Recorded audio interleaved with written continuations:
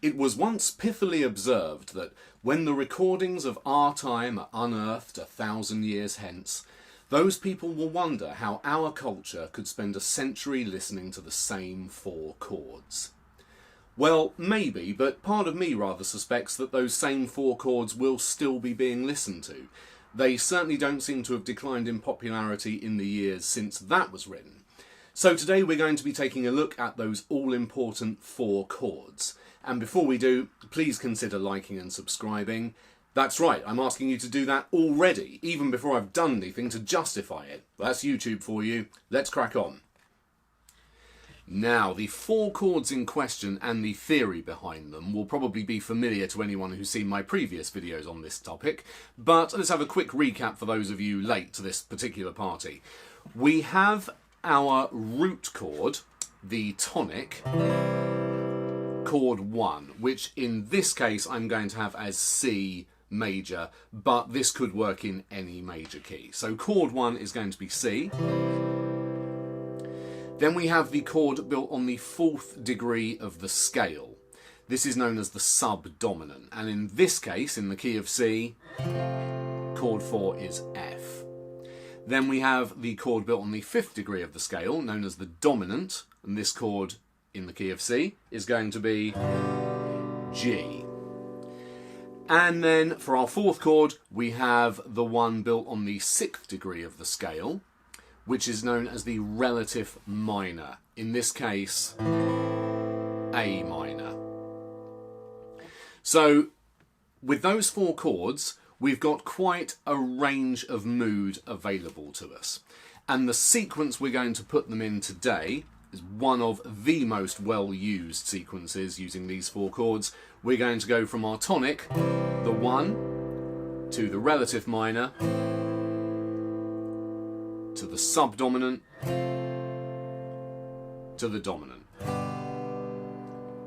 So in this case that's going to be C, A minor, F, G. Back. So this device is known as a 4-chord turnaround. I should emphasise, not the 4-chord turnaround. There's no one 4-chord turnaround. This is a particularly popular one though, where the G leads us very strongly to turn around back into the 1 chord.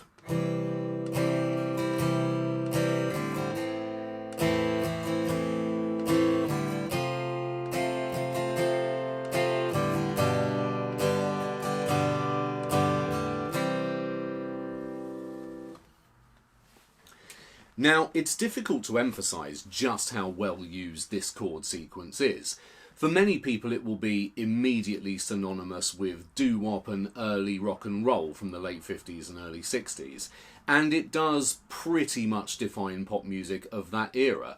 It's Stand By Me, Be My Baby, Please Mr. Postman, Let's Twist Again, several thousand others. Interestingly though, it's a chord sequence that does seem to have retained a little bit of credibility amongst the indie punk set as well. You can hear it being used in songs like 80s Life by The Good, the Bad and the Queen, That Man by The Fall and Strange Town by The Jam. In more recent years, it's gotten an airing in songs like It's Time to Go by Taylor Swift and Me by Taylor Swift and New Year's Day by Taylor Swift. And you might be tempted into thinking slightly snobbish thoughts there, along the lines of, well, that's a bit repetitive. But remember, what she might possibly lack in variety of chord progressions, she makes up for by being as wealthy as a small country. So, definitely a chord sequence worth exploring. So let's see what we can put together. So I'm going to do a very simple thing on the looper here, just to demonstrate a very typical way you might use a chord sequence like this.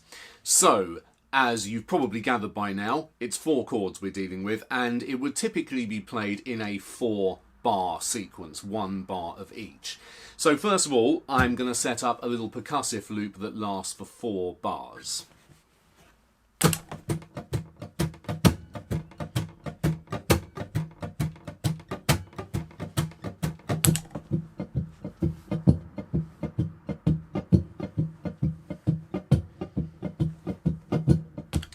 Okay, cool. So then I'm going to add a little bass line just outlining the root notes of our 4 chords. So C to A to F to G.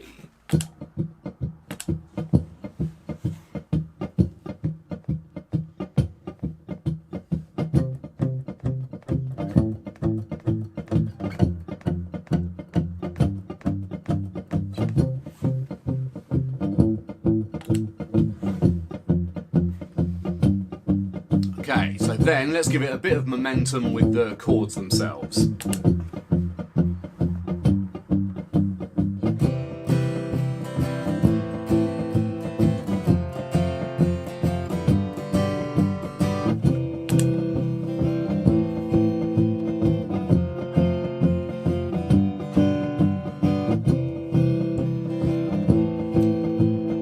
Might just add a little bit of a textural scratch next.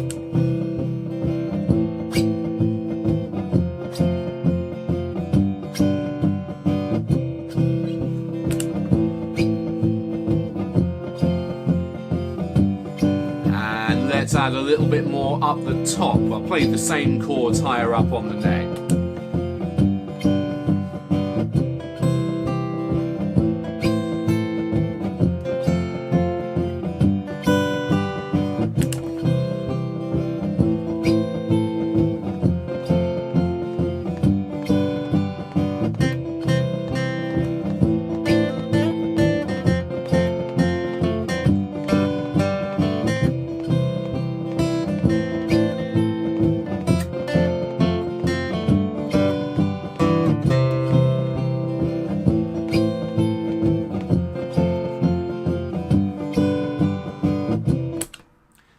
Not particularly big or clever, but then pop music rarely is. That's what's so great about it.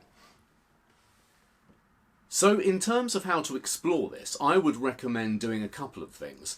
Firstly, see if you can start to recognise this 1, 6, 4, 5 chord progression being used in other songs you hear. You almost certainly won't have to wait too long before you hear an example of it. And then, once you've spotted it, see if you can work out what key it's being used in that song. And then you can start to recognise that if, for example, it's in the key of D, the sequence would go D, B minor, G, A. So there we go. Really hope that was of interest and that it inspires a few decent writing sessions for you. Thanks ever so much for watching, and I'll see you again with something else soon. Cheers. Bye.